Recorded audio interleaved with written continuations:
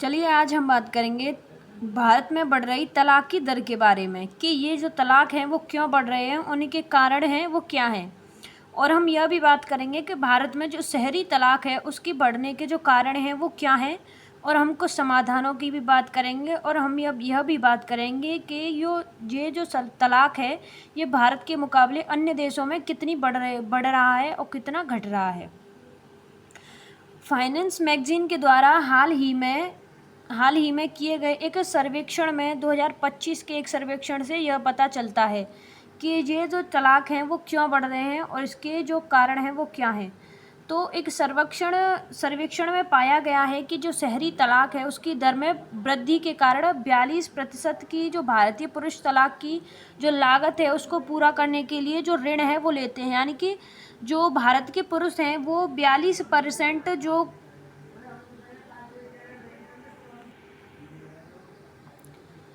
ये जो तलाक की जो लागत है उसको चुकता करने के लिए जो आजकल ये जो भारत में व्यक्ति हैं, ये जो पुरुष हैं वो ऋण लेते हैं।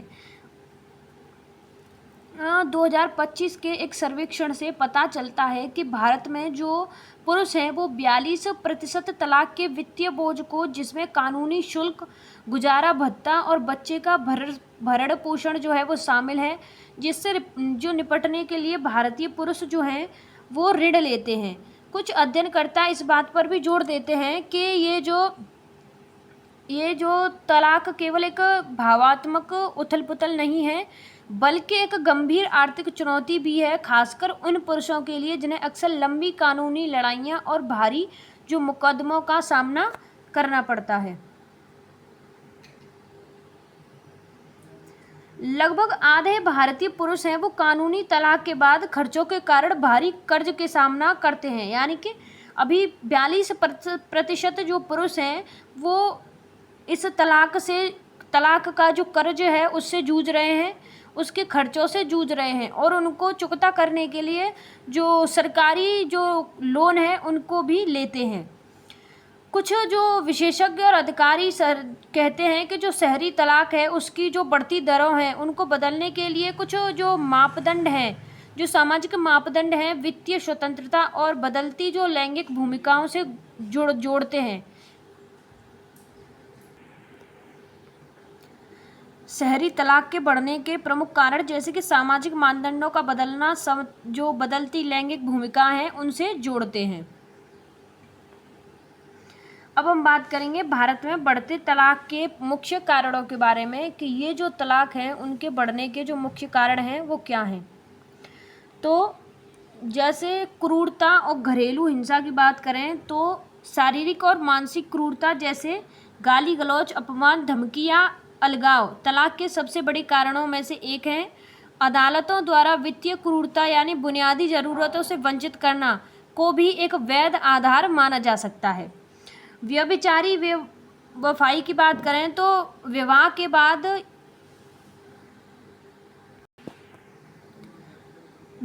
बाहर यौन संबंध, व्यभिचार या विश्वासघात तलाक का एक मजबूत आधार है, भले ही इसे अब आपराधिक अपराध नहीं माना जाता। वहीं पारिवारिक हस्तक्षेप की बात करें तो विशेष रूप से संयुक्त परिवार से ससुराल वालों का अत्यधिक हस्तक्षेप या दबाव भी वैवाहिक संबंधों से तनाव और कलह जो है उसको पैदा करता है, जिससे तलाक जो है वो हो सकता है। वित्तीय विवाद और असमर्थता की बात करें तो अस्थिर आय, वित्तीय प्राथमिकताओं में अंतर, ऋण खर्च करने की जो आदतें हैं पर असहमति या वित्तीय सहायता देने में असमर्थता जैसे वित्तीय जो मुद्दे हैं विवाह में तनाव या नाराजगी पैदा करते हैं, जिससे कानूनी अलगाव या तलाक हो सकता है। संचार में कमी की बात करें और असंगति की बात करें तो जोड़ों के बीच जो प्रभावी संचार की कमी है, लगातार संघर्ष और भावनात्मक जुड़ाव की कमी तलाक का एक महत्वपूर्ण कारण है। आधुनिक जीवन शैली और करियर की प्राथमिकताएं भी असंगति का कारण बन सकती हैं। मादक जो द्रव्य हैं उनका सेवन करना और मानसिक जो स्वास्थ्य हैं उनके जो मुद्दे हैं वो भी तलाक का कारण बनते हैं, जैसे शराब या नशीली दवाइयों की लत, अवसाद या अन्य मानसिक जो स्वास्थ्य हैं उनकी समस्याएं भी पैदा करती हैं और वैवाहिक जीवन को प्रभावित करती हैं और यदि इलाज न किया जाए तो तलाक का कारण भी बन सकती हैं। विवाह का अपूरणीय रूप से टूटने की बात करें तो अदालतें अब ऐसे मामलों में तलाक दे सकती हैं जहां युगल 1 वर्ष से अधिक समय से अलग रह रहे हों और सुलह की कोई उम्मीद भी न हो। भारत में शहरी तलाक के मुख्य कारणों की बात करें तो भारत में जो शहरी तलाक है उसके बढ़ने के जो प्रमुख कारण हैं, जैसे बदलते सामाजिक मानदंड और अपेक्षाएं, जैसे शहरीकरण के साथ समाज में विवाह और रिश्तों को लेकर पारंपरिक सोच बदल रही है, व्यक्तिवाद और बढ़ रहा है और लोग व्यक्तिगत खुशी और आत्मपूर्ति को अधिक जो है वो महत्व दे रहे हैं, बजाय इसके कि वे केवल सामाजिक या पारिवारिक दबाव के कारण एक असफल रिश्ते में रहे हैं। महिलाओं की बढ़ती आर्थिक जो स्वतंत्रता है उसकी बात करें तो शहरी क्षेत्रों में महिलाएं जो है वो आर्थिक रूप से अधिक स्वतंत्र हो रही हैं। वे शिक्षा और करियर पर ध्यान दे रही हैं जिससे उन्हें वित्तीय सुरक्षा मिलती है। यह आर्थिक स्वतंत्रता उन्हें नाखुश या अपमानजनक विवाह से बाहर निकलने का आत्मविश्वास उनके अंदर है वो जगाती हैं, क्योंकि उन्हें अब वित्तीय निर्भरता का डर नहीं होता है।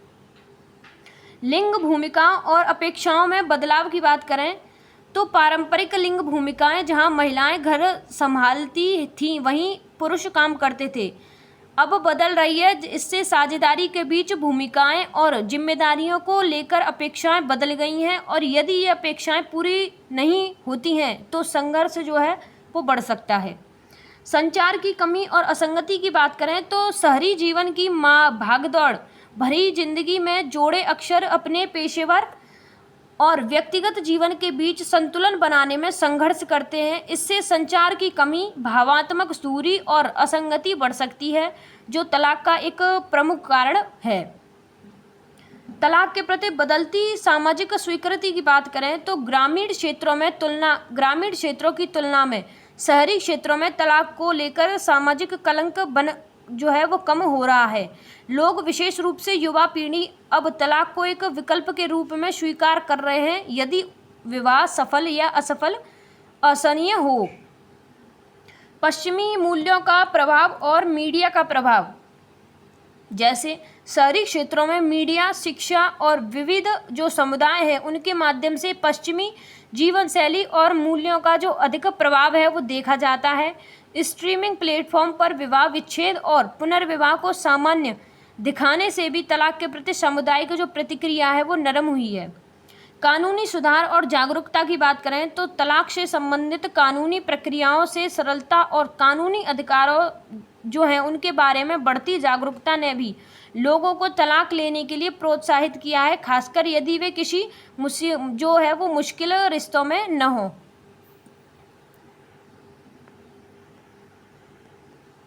कानूनी जटिलताओं की बात करें तो भारत में कानूनी जो जटिलता है और वित्तीय जो चुनौतियां हैं वो तलाक की प्रक्रिया और भी कठिन बना देती हैं। खासकर जो कानूनी जटिलताएं हैं उनकी बात करें तो विभिन्न व्यक्तिगत कानून, जैसे भारत में तलाक के लिए विभिन्न धार्मिक जो समुदाय हैं उनके लिए अलग अलग व्यक्तिगत कानून, जैसे हिंदू विवाह अधिनियम, मुस्लिम पर्सनल लॉ, ईसाई विवाह अधिनियम, विशेष विवाह अधिनियम लागू होते हैं। इससे यह समझना मुश्किल हो सकता है कि किस कानून के तहत आवेदन जो है वो करना है और कौन से नियम हैं वो लागू होंगे। आधार सिद्ध करना, जैसे तलाक के लिए आवेदन करते समय याचिकाकर्ता को कानून द्वारा निर्धारित जो विशेष आधार हैं, जैसे क्रूरता, व्यभिचार, परित्यक्ता या मानसिक जो बीमारी है उसको अदालत में सिद्ध करना पड़ता है। इसमें जो है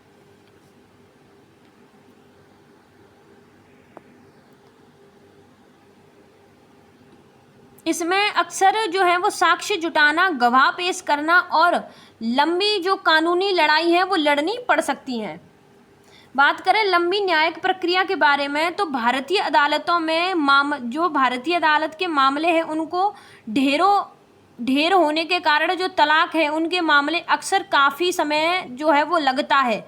सुनवाई, बहस और निर्णय में वर्षों जो है वो लग सकते हैं, जिससे मानसिक और वित्तीय तनाव है वो बढ़ता है।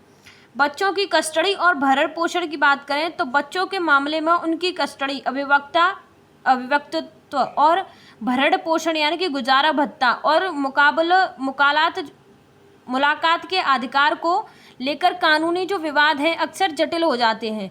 अदालत को बच्चों के सर्वोच्च हित को प्राथमिकता देनी होती है, जिससे प्रक्रिया लंबी हो सकती है। संपत्ति का बंटवारा, जैसे विवाह के दौरान अर्जित संपत्ति के बंटवारे को लेकर अक्सर जो कानूनी जटिलताएं वो पैदा होती हैं। यह तय करना कि किसकी कितनी हिस्सेदारी है और उनका जो बंटवारा है वो किसके कैसे लिया जाए, और एक मुश्किल जो है वो प्रक्रिया हो सकती है। वही बात करें वित्तीय चुनौतियों के बारे में, तो वकीलों की जो फीस है और अदालत के जो खर्चे हैं वो काफ़ी बढ़ जाते हैं। जैसे तलाक जो है उसकी कार्रवाई में वकीलों की फीस, अदालत शुल्क और अन्य जो कानूनी खर्च हैं वो काफ़ी महंगे हो सकते हैं। लंबी मुकदमेबाजी में स्थिति में ये खर्च और भी बढ़ जाते हैं, जिससे दोनों पक्षों पर भारी वित्तीय बोझ है वो पड़ता है।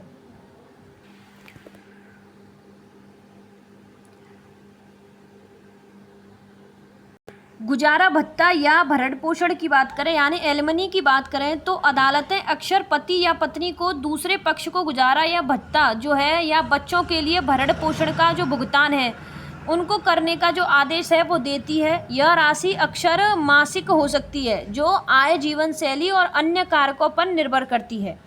भुगतान करने वाले जो पक्ष हैं उनके लिए यह एक बड़ा वित्तीय बोझ हो सकता है, और प्राप्त करने वाले पक्ष के लिए यह पर्याप्त न होने की स्थिति में एक बड़ी समस्या है वो आ सकती है। संपत्ति के बंटवारे की बात करें तो संपत्ति के बंटवारे से जुड़ी वित्तीय चुनौतियां भी होती हैं, खासकर यदि घर, कार या अन्य संपत्ति पर ऋण हो। यह तय करना कि ऋण का भुगतान कौन करेगा और संयुक्त संपत्तियों को कैसे विभाजित किया जाएगा, ये जो चुनौती है वो तनावपूर्ण हो सकती है। जीवन शैली में बदलाव या दोहरी जो लागतें हैं उनकी बात करें तो तलाक के बाद अक्सर दोनों पक्षों को अपनी जीवन शैली में बदलाव करना पड़ता है।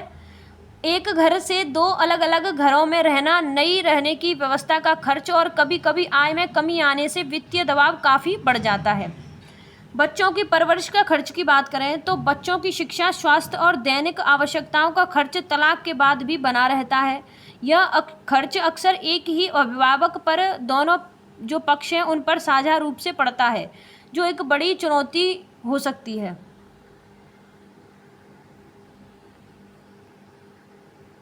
भारत में अगर तलाक की दर की बात करें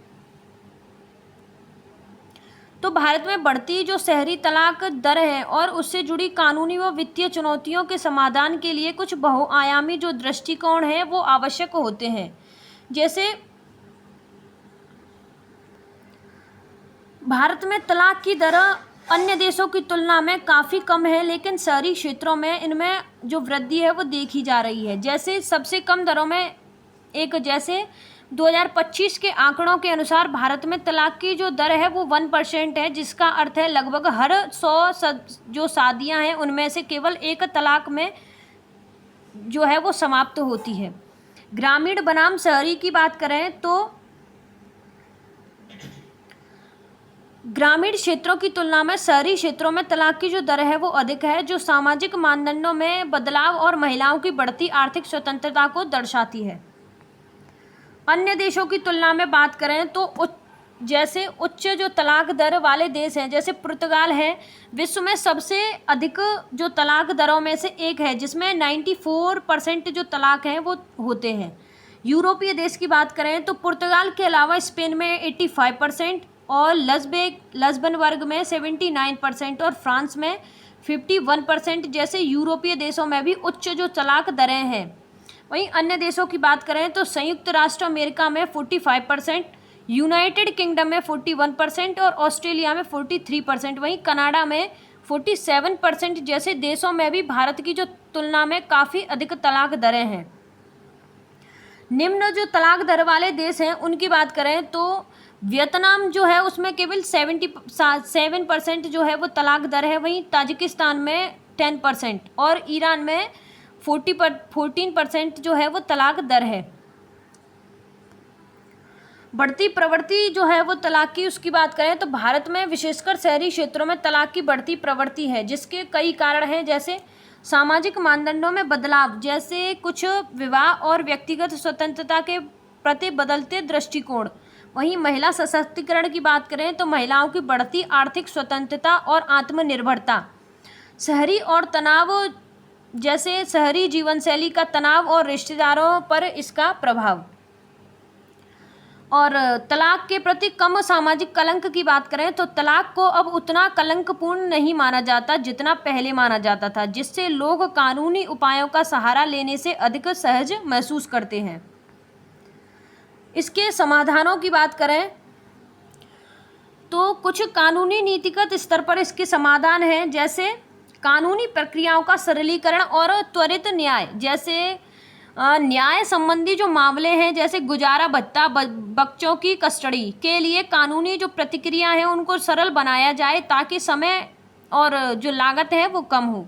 वहीं बात करें परिवार न्यायालयों में विशेष बेंच या फास्ट ट्रैक अदालतों का गठन किया जाए ताकि मामलों को तेजी से निपटारा जा सके।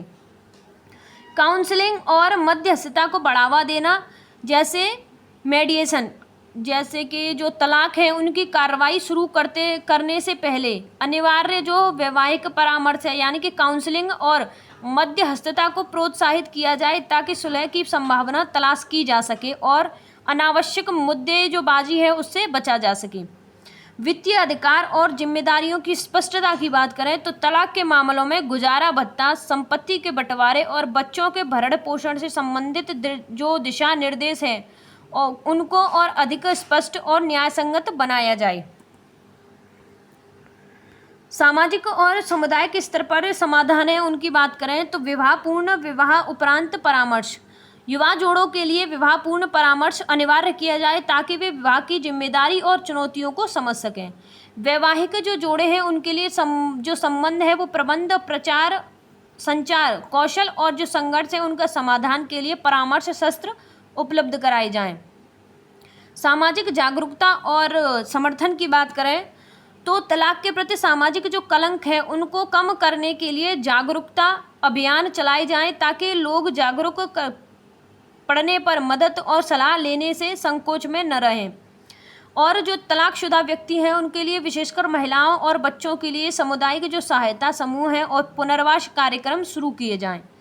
शिक्षा में जीवन कौशल का समावेश, यानी कि जो स्कूली और कॉलेज स्तर पर भावनात्मक बुद्धिमत्ता, संचार और कौशल और स्वास्थ्य संबंधी उनके जो निर्णय है, जो निर्माण है उनसे संबंधित जो जीवन कौशल की शिक्षा दी जाए। व्यक्तिगत स्तर पर समाधानों की बात करें तो प्रभावी संचार और समझ, यानी कि जोड़ों को एक दूसरे के साथ खुले तौर पर संवाद करने, अपेक्षाओं को स्पष्ट करने और समस्याओं का समाधान करने के लिए सक्रिय रूप से प्रयास करना चाहिए। वित्तीय नियोजन और साक्षरता की बात करें तो जोड़ों को मिलकर वित्तीय निर्णय लेने और भविष्य की वित्तीय जो चुनौतियां हैं उनका सामना करने के लिए संयुक्त रूप से योजना बनाने की जो आवश्यकता है। व्यक्तिगत विकास और आत्मनिर्भरता की बात करें तो प्रत्येक साथी को व्यक्तिगत विकास और आत्मनिर्भरता पर ध्यान देना चाहिए ताकि रिश्तों में एक स्वस्थ जो संतुलन है वो बना रहे और किसी एक पर अत्यधिक निर्भरता न हो। इन समाधानों को लागू करने से न केवल जो तलाक की बढ़ती दरें हैं उनको नियंत्रित किया जा सकता है, बल्कि उन व्यक्तियों को भी बेहतर समर्थन मिल पाएगा जो इस कठिन दौर से गुजर रहे हैं। अगर इसके निष्कर्ष की बात करें तो शहरी जो तलाक है वो बढ़ती दरें, बदलते सामाजिक मूल्यों, महिला सशक्तिकरण और पश्चिमी जो प्रभाव है उनका परिणाम है। इनसे जुड़ी कानूनी जो जटिलताएं हैं और वित्तीय जो चुनौतियां हैं तलाकशुदा व्यक्तियों और विशेषकर पुरुषों के लिए भारी बोझ बन जाती हैं। जैसा कि सर्वेक्षण में दिखाया गया है, इस समस्या के समाधान के लिए कानूनी प्रक्रिया के सरलीकरण, काउंसलिंग को बढ़ावा देने, सामाजिक जागरूकता बढ़ाने और व्यक्तिगत स्तर पर बेहतर संचार व वित्तीय नियोजन जैसे बहुआयामी प्रयासों की आवश्यकता है। धन्यवाद।